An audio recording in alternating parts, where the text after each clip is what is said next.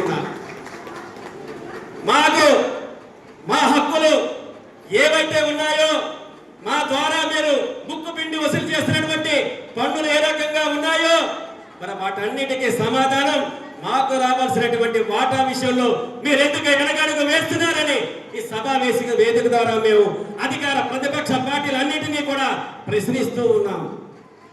స్వతంత్రం వచ్చి 77 సంవత్సరాలు పూర్తవుతున్నా ఈ యొక్క బడుగు బలహీన వర్గాలకి సరైనటువంటి వెసులుబాటులు లేవు.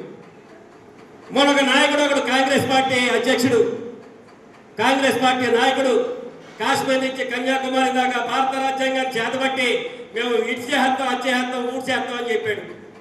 అయ్యా, ఇక్కడ బీసీలు ఎవరు నిద్రపోయి లేరు, ఇక్కడ బీసీలు ఎవరు నిద్రపోయి లేరు.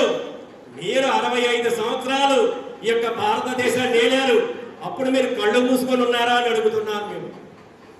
ఆ రోజు మీరు పడుకున్నారా, లేకపోతే వీళ్ళని బానిసలుగా చూస్తున్నారా అని సూటిగా ప్రశ్నిస్తూ ఉన్నాం మిమ్మల్ని.